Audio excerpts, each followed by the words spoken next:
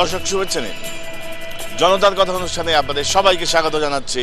আমি কনক সারোয়ার। আপনারা জানেন জনগণের কথা তুলে ধরতে এই 21 টেলিভিশনের বিশেষ আয়োজন জনতার কথা। দর্শক, আমরা দেশের শক্তিশালী গণতন্ত্র চাই, আমরা চাই সরকারকে সহায়তা করতে। দর্শক, জাতীয় পার্টির চেয়ারম্যান মহাজোটের এক সময়ের অন্যতম শরিক, বর্তমান নির্বাচনকালীন সরকারের শরিক হুসেইন মোহাম্মদ এরশাদ, জাতীয় পার্টির চেয়ারম্যান, সাবেক রাষ্ট্রপতি, তিনি বলেছেন তিনি 10ম জাতীয় সংসদ নির্বাচনে অংশ নেবেন না। তিনি দলীয় প্রার্থীদের বলেছেন মনোনয়নপত্র প্রত্যাহার করে নিতে। সাধারণ মানুষ এরশাদ সাহেবের এই ঘোষণাকে কিভাবে দেখছেন? তিনি কেনই বা নির্বাচনে গেলেন বা কেনই বা সরে আসার কথা বলছেন, কি মনে করেন? উনি গত এক মাসের ভিতর 30 দিনে আমার মনে হয় যে 60 রকম কথা বলছেন। এখনও 1 মাসের নির্বাচন বাকি আছে, আরও 1 মাসের ভিতরে সে এখন বাইরে আবার একটু পরে কি বলবেন সে নিজেও বলতে পারে না। এটা তো উনি আগেও সিদ্ধান্ত নিতে পারতেন, উনি আগে চলে আসলেন কেন? আর উনি যে সিদ্ধান্তটা দিলেন, ওনার তো এখনও মন্ত্রিসভায় ওনার লোকজন রয়ে গেছেন। উনি যদি মন্ত্রিসভা সহ পদত্যাগ করতেন তাহলে এটা জনগণ বিশ্বাস করতে হয়তো। জানুয়ারির 5 তারিখ পর্যন্ত ওনারে কিছু বিশ্বাস করা যায় না। উনি যাইতেও পারে, নাও যেতে পারে। মানে উনি হয়তো বা এই এটা করছে, এই জন্য হয়তো বিরোধী দলরা নিয়ে তবু আসে, হয়তো সবাই নিয়ে নির্বাচন, এই মনোভাবও তার থাকতে পারে। এখন তো বোঝা যাচ্ছে যে উনি ক্ষমতার লোভেই নির্বাচনে আসছেন, না হয় কোনো চাপে পড়ে। তাহলে আগে থেকে যদি উনি নির্বাচনে না আসতেন তাহলে এতগুলো লাশ এতদিন পর তো না, নিশ্চয়ই একটা কোনো সুরাহা হইতে পারত। আসলে পল্লী বন্ধু এরশাদ একসময় বাংলাদেশের প্রেসিডেন্ট ছিলেন। এখন আমার মনে হয় যে উনি ইনডিসিশনের রুগী এবং মেন্টাল।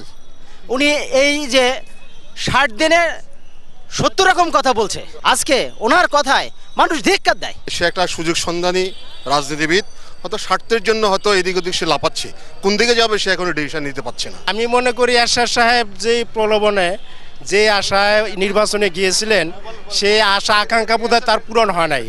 দেনা পাওনার ব্যাপার সেবার আছে, ওগুলি মিলে নাই, হয় নাই, হয়তো এই কারণে সে আবার ফিরে আসতেছে। এরশাদ সাহেবের সিদ্ধান্ত, আসলে উনি বয়স্ক মানুষ, উনি কি বলতে কি বলে নিজেও বুঝতে পারে না। সমস্যা হয়েছে, এখন সব সমস্যার সমাধান হয়েছে এরশাদ সাহেবও বাড়ি থেকে পদত্যাগ করে যে কোনো একটা যোগ্য ব্যক্তির হাতে ক্ষমতা দেওয়া। এখন আজকে আপনাদের ক্যামেরায় আমি এরশাদ সাহেবের প্রতিক্রিয়া দেবো, কালকে এরশাদ সাহেব আর একটা কথা বলবে, আবার এসে আপনার প্রতিক্রিয়া নিতে হবে কষ্ট করে। সুতরাং আপনারা অপেক্ষা করেন, এরশাদ সাহেবের ক্রিয়া আগে শেষ হোক, তারপর আমাদের প্রতিক্রিয়া। উনি যে কথাগুলো আজকে ব্যাখ্যা করছেন, ওনার কথায় বোঝা গেল যে উনি খুব চাপে আছেন। হয়তো উনি চাপে পড়ে নির্বাচনে গেছেন এবং দেশের স্বার্থের চিন্তা করে উনি আবার সেই ঘোষণা দিয়েছেন। তবে উনি যদি এই জায়গায় অটল থাকেন তাহলে আমার মনে হয় যে এর একটা সমঝোতা আসতে পারে। ধন্যবাদ।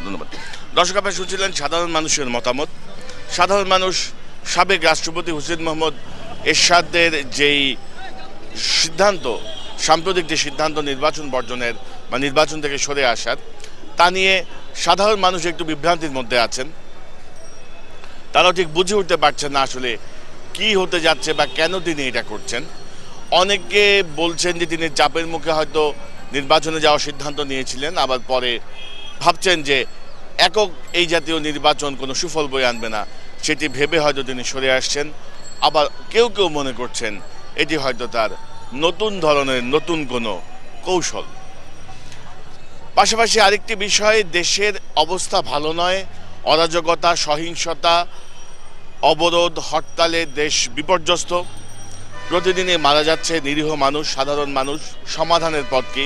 সাধারণ মানুষ কি মনে করেন? চলমান সংকটটা তো এটা তৈরি করা হয়েছে, এটা তো একটা সেটেলমেন্ট জিনিস ছিল, যে অনেক আন্দোলন সংগ্রাম ত্যাগ তিতিক্ষার মাধ্যমে তত্ত্বাবধায়ক সরকার কায়েম করা হয়েছিল। জ্বালাও পোড়া ভাঙচুর দেশ অচল করে দিয়ে এখন একটাই পথ আমি মনে করি, প্রধানমন্ত্রী যেহেতু উনি জাতির জনকের কন্যা, কয়দিন আগে টেলিভিশনে দেখছি, আমি প্রধানমন্ত্রী তো চাই না, আমি দেশে শান্তি চাই। উনি প্রধানমন্ত্রী তো ছেড়ে দিলেই তো দেশে শান্তি হয়েছে, আর কোনো ঝামেলা থাকে না। শেখ হাসিনা যদি সরতে নাও চান, তো ওনার যদি আপনার নির্বাহী ক্ষমতাগুলো খর্ব করে যে এইরকম একটা ইয়ে করে যদি মীমাংসায় আসা যায়। আগে যে তত্ত্বাবধায়ক সরকার ছিল ওই আঙ্গিকেই নির্বাচন হলে এদেশে একটা সঠিক সুস্থ নির্বাচন হবে। দেশের শান্তি ফিরাইতে পারে একমাত্র প্রধানমন্ত্রী। ওনার শুধু মুখের একটি কথা, 1 সেকেন্ডের ব্যাপারও না, যে শুধু মোবাইলে যদি তিনি বলেন যে ঠিক আছে মন্ত্রিসভা বহাল থাকবে, আমি পদত্যাগ করলাম। বেগম খালেদা জিয়া 3 বার দেশকে শাসন করছে, শেখ হাসিনা অলসো 2 পিরিয়ডে ছিলেন। ওনারা কিন্তু ওনাদের মাঝে আছে যে কিভাবে ওনাদের মাঝেই সমাধান আছে, ওনারাই বলতে পারেন যে কিভাবে সমাধান করা যাবে। দেশের কল্যাণে ওনাদেরকে এক টেবিলে বসতে হবে, আর নয় যে ওনারা যদি গণতন্ত্র না বুঝে ওনাদের 2 নেত্রীকে একটা গণতন্ত্রের স্কুল খুলতে হবে, সেখানে গণতন্ত্রটা কি জিনিস শিখাইতে হবে। প্রধানমন্ত্রী নিজেই বলছে উনি প্রধানমন্ত্রী চাই না, উনি এখন পদত্যাগ করলে কালকে থেকে ইনশাআল্লাহ কালকে থেকে কোনো একটা লোক মরবে না। আগে যে শব্দটা ছিল সেটা হচ্ছে ওনারা 2 নেত্রী 2 জনকে বলতো দেশ ও জাতির স্বার্থে আসেন আমরা সমঝোতা করি, কিন্তু এখন আর শব্দটা দেশ ও জাতির স্বার্থে নাই। এখন সমঝোতা আসছে দেশ ও জাতির প্রাণ রক্ষার্থে ওনাদের বসা উচিত, সমঝোতা করা উচিত। বর্তমান প্রধানমন্ত্রী উনি যদি একটু, উনি নিজেও বলছে কয়েকদিন আগে শুনছি যে আমি প্রধানমন্ত্রী তো চাই না, এই দেশের মানুষের শান্তি চাই।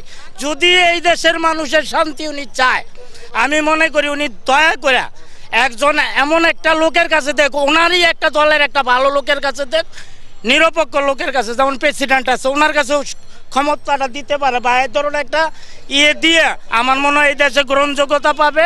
এই জন্য ধন্যবাদ। দর্শক আপনারা শুনছিলেন সাধারণ মানুষের মতামত। সাধারণ মানুষ কিন্তু তাদের ভাবনাগুলো অসাধারণ, তাদের বিশ্লেষণ অনেক গভীর এবং সূক্ষ্ম।